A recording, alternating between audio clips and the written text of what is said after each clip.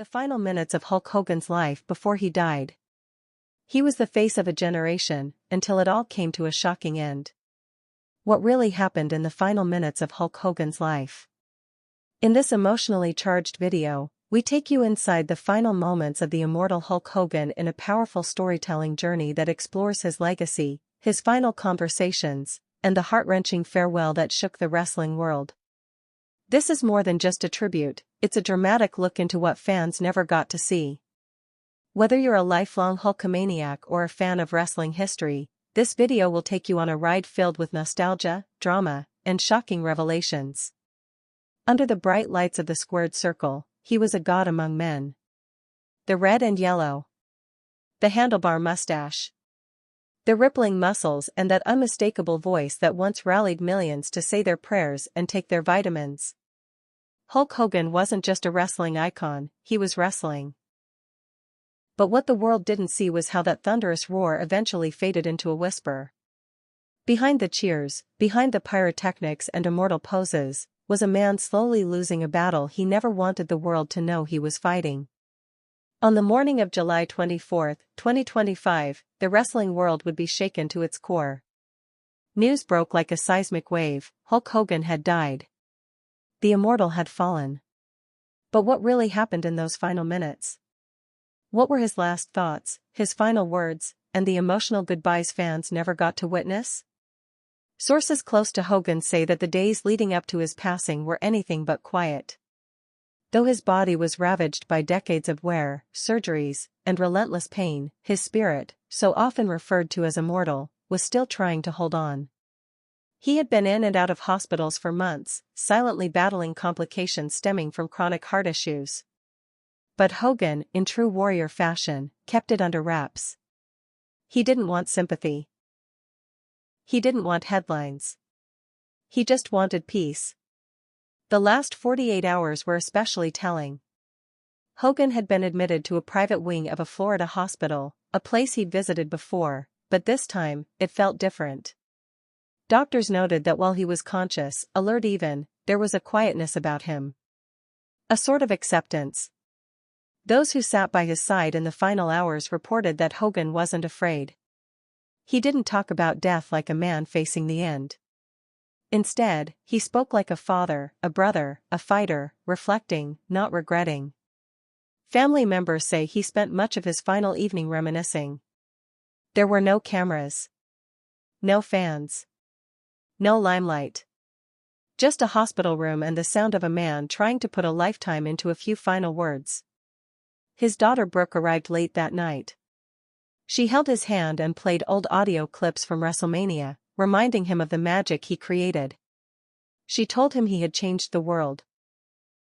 And in a hushed voice, Hogan whispered back, "I just wanted people to believe in something good." But the real heartbreak came in the hours before dawn. Around 4:13 a.m., nurses noticed Hogan's oxygen levels dropping. Machines began to beep with subtle urgency. Doctors entered the room quietly, respectfully, because everyone knew this wasn't just any patient. This was Hulk Hogan. And he was slipping away. What no one expected was the arrival of an old friend, Ric Flair. The two legends had fought side by side, against each other, and across eras. Their history was layered with both rivalry and brotherhood. Hogan had asked for him the night before, and though travel had been difficult, Flair made it just in time. They said nothing at first. Flair pulled up a chair and just sat. The Nature Boy's usually commanding presence was gone. In its place was a man watching his brother fade. Then Hogan, voice raspy but still with that undeniable flair, muttered one line that shattered the silence. "Hey brother, we tore it down, didn't we?" Flair, holding back tears, nodded. "Yeah, Hulk. We did." By 5:32 a.m., Hogan's breathing had slowed. The machine still hummed, but the fight was over. One nurse described the moment as peaceful. Another called it holy. Brooke placed a photo of young Terry Bollea, before the fame, before the madness, on the pillow beside him. And as the sun began to rise over the Florida coast, Hulk Hogan took his final breath. But even in death, the questions began to rise. Why hadn't WWE released a statement immediately? Why the silence from major news outlets for the first hour? Behind the scenes, insiders suggest that Vince McMahon himself was awoken with the call and ordered a delay. He wanted the message to be right. Not flashy. Not exploitative. Just respectful. This wasn't just a headline. This was the end of an era. Within 2 hours, the world erupted. From Hollywood actors to past WWE champions, tributes poured in like rain. The Rock tweeted a simple, "Rest easy, brother. We all wanted to be you." John Cena, stoic as ever, posted a black and white photo with just one word, immortal. Even Roman Reigns, who had once called Hogan a relic, admitted that the man defined what it meant to be a superstar. But none took it harder than the younger generation of wrestlers who grew up idolizing him. Seth Rollins reportedly broke down backstage at a live WWE event. Kevin Owens refused to go out for his segment. And Becky Lynch, known for her grit, posted a video in tears, saying, "You were the reason I started watching wrestling. You made me believe I could be larger than life." Back in Hogan's home, his beloved pets wandered room to room, sensing something had changed. His longtime housekeeper, Maria, left a candle burning by his bed. She told reporters, he wasn't just Hulk Hogan. He was Terry. And Terry was kind. He said please and thank you. He gave away his shoes more times than I can count. He didn't want people to know that, but I'm telling them now. Funeral plans were already underway. WWE wanted something grand, Madison Square Garden, maybe even a tribute at WrestleMania. But Hogan had left a letter with his attorney. A private cremation. No spectacle. No open casket. He wanted his fans to remember him not as a frail man in a hospital bed, but as the superhero who flexed on top of the world. And yet, his legacy was bigger than wrestling. Hulk Hogan was American pop culture. He was a Saturday morning cartoon. A cereal box face. An action figure come to life. For kids in the 80s and 90s, he was the ultimate symbol of power and virtue. And now, that symbol was gone. The footage from his final hours was never released, and never will be. Those present say it was sacred. What mattered wasn't the medical cause of death, but the emotional truth of it. Hogan didn't die scared. He didn't die angry. He died grateful. Grateful for the fans. Grateful for the moments. Grateful that, in the end, the world knew his name. And in those final minutes, as his heart slowed and his lungs gave out, the man who once carried the weight of the wrestling world on his massive shoulders whispered one last line to those beside him, "Don't mourn me, celebrate me." And they did. The world didn't just mourn Hulk Hogan. It paused for him. News outlets across the globe cut into their regular programming. CNN ran a somber retrospective. ESPN rewound to classic WrestleMania matches. Even BBC, often distant from American wrestling culture, ran a full segment honoring the man who transcended borders, language, and era. In Japan, where Hogan had once been revered as much as he was in the States, fans held quiet vigils outside wrestling arenas. The Tokyo Dome lit up in red and yellow for one night, illuminating the skyline in the colors of a fallen warrior. In Tampa, Florida, Hogan's longtime hometown, the streets outside Hogan's Beach shop overflowed with fans. Grown men cried openly, children painted their faces in tribute, and radio stations played the unmistakable riff of Real American on loop. That theme song, once the war cry of a nation and the pulse of WrestleMania, now sounded like a hymn of farewell. But it wasn't until WWE aired their official tribute that the tears really began to flow. The arena was dark. Silent. The giant screen flickered on. A spotlight emerged at center stage. No ring. No ropes. Just a single microphone, and an empty pair of red and yellow boots. The camera panned slowly, and then the montage began. Black and white photos of a young Terry Bollea. His early days with a bass guitar. Training with Hiro Matsuda. Footage from 1984, Hogan slamming the Iron Sheik to win his first WWF championship. The crowd roaring. Hogan cupping his ear. Posing. Bleeding. Flexing. Smiling. Crying. And then, his voice. My goal, his voice echoed over the footage, wasn't just to win matches. It was to make people believe in heroes. Fans in the arena were on their feet, some holding up signs that read, "Forever Hulkamania" and "Thank you, Hulk." Others simply stood still, their faces streaked with tears. Grown wrestlers who had become larger than life in their own right couldn't hold back the flood. Roman Reigns, Randy Orton, Charlotte Flair, all visibly emotional as the screen faded to black with Hogan's silhouette and the words. 1953 to 2025. The immortal now eternal. And then the bell rang. 1, 2, 3, 4, 5, 6, 7, 8, 9, 10. The traditional 10-bell salute echoed throughout the stadium, and through TV screens, and through the hearts of millions. But the tribute didn't end there. WWE had arranged something else. Something never done before. A holographic Hulk Hogan appeared at the center of the arena. Not the older Hogan. Not the frail man from recent interviews. But Prime Hogan. WrestleMania 3 Hogan. Muscles glistening. Bandana tight. Mustache curled. He cupped his ear. Flexed. Then looked directly at the crowd and said, in that legendary growl. "Whatcha gonna do, when the memories of Hulkamania run wild on you?" The crowd exploded.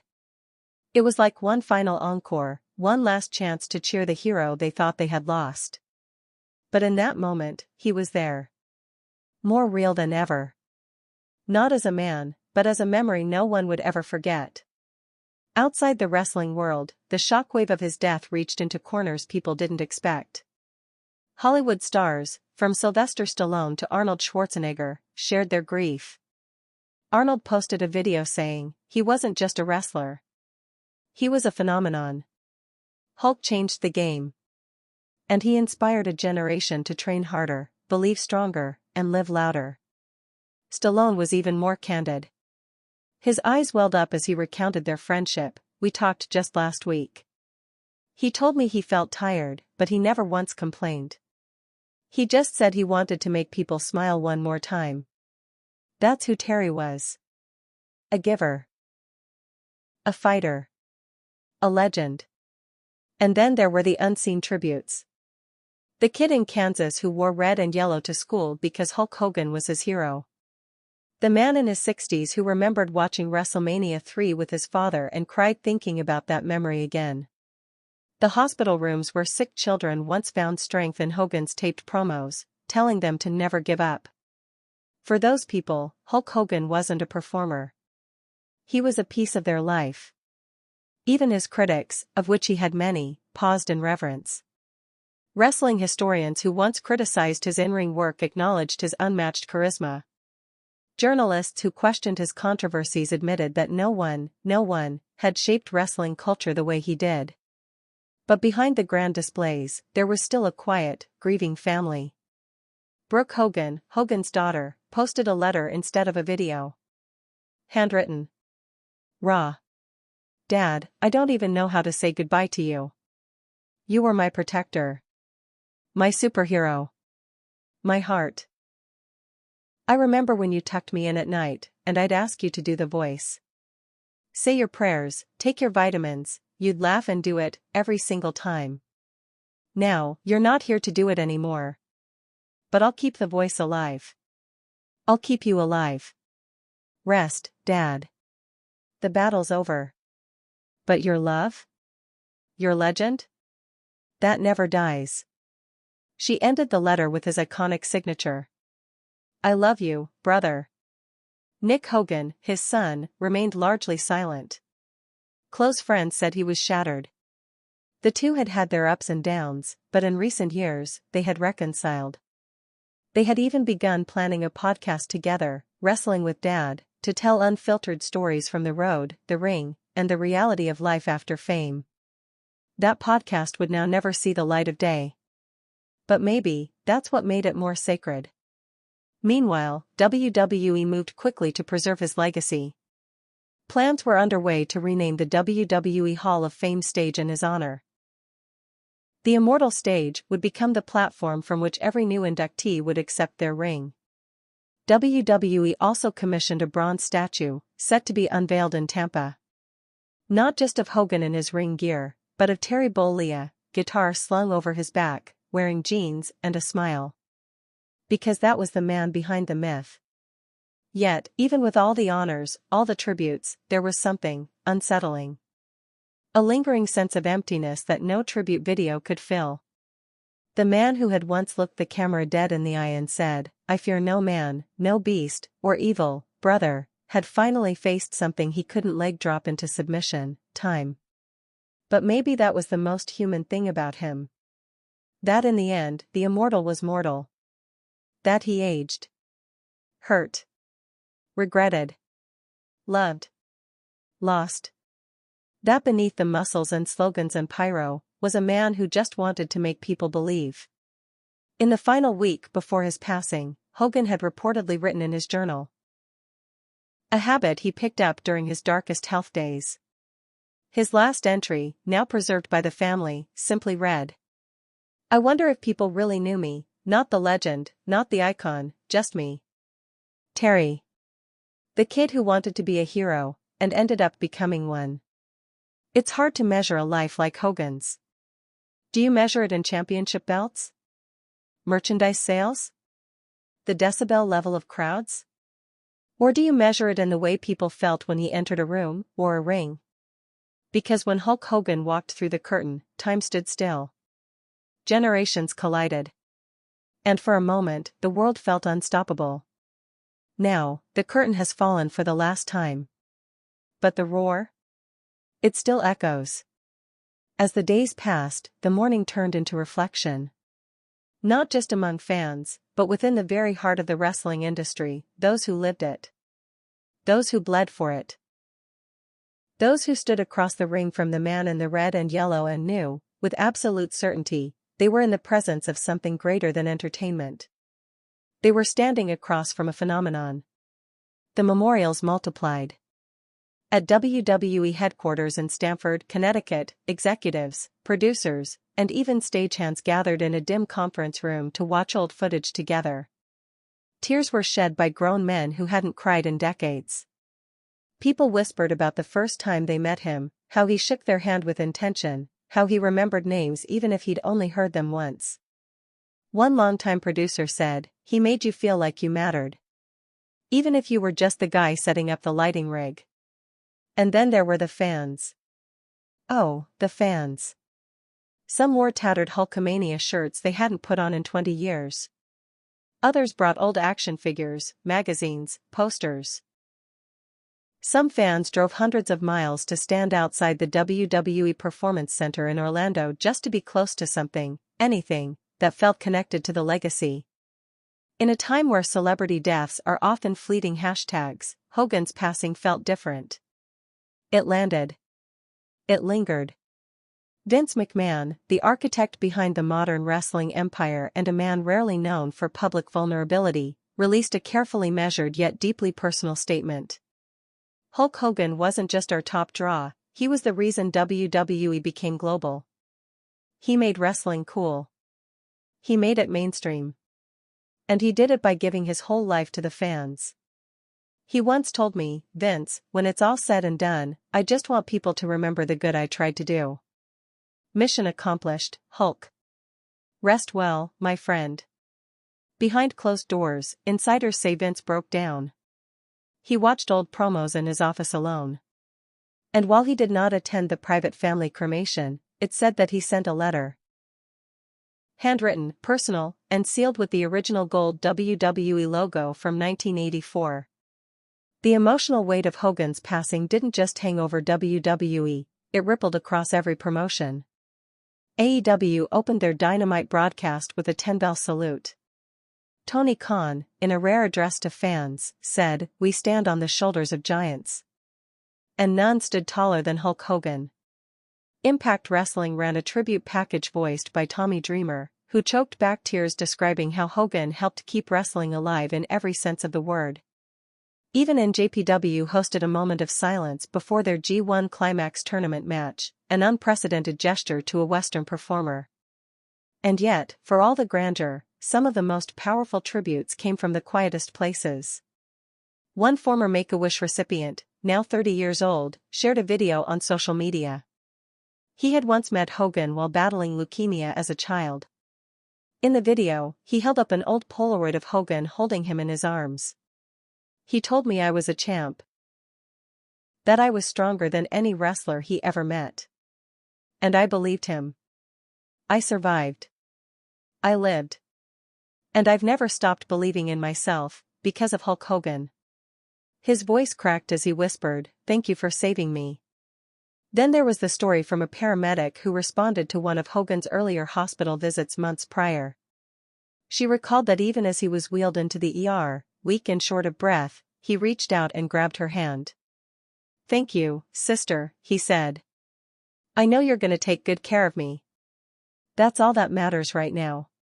She remembered how despite his condition, he asked her how she was doing. That was Hulk Hogan. No cameras. No audience. Just gratitude. Just heart. Back at home, Brooke Hogan took over the family's communications. She began to release small bits of his journal online. Not for attention, but for healing. One entry read, "If this body gives out one day, I want the people to know. My spirit's still in the ring with every kid who believes they're not big enough. You don't need 24-inch pythons.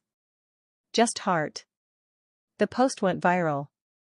Thousands of fans began sharing their own stories using the hashtag #HulkStillLives. And maybe, in a strange and poetic way, that was the truth. Because Hogan does still live, in the dreams of kids leaping from couches yelling "leg drop." In the roar of arenas when a heel gets put in his place. In the echo of "Whatcha gonna do, brother," shouted in schoolyards, gyms, and living rooms across the world. And yet, the silence of his absence continued to haunt those closest to him. At his Tampa home, the sunrises looked a little dimmer. The beach seemed quieter. The workout bench under his porch sat unused. Brooke, in a quiet video not shared publicly but leaked by a family friend, was seen walking through the house alone. She stopped by his recliner, touched the armrest, and whispered, "Good morning, Dad." Then she sat, hugged one of his robes draped across the chair, and cried. But grief has a strange way of reshaping us. And in that reshaping, something began to happen in WWE. Triple H, now heading the creative vision, called an emergency meeting. "We're not going to just say we miss him," he told the roster. "We're going to show it. We're going to build something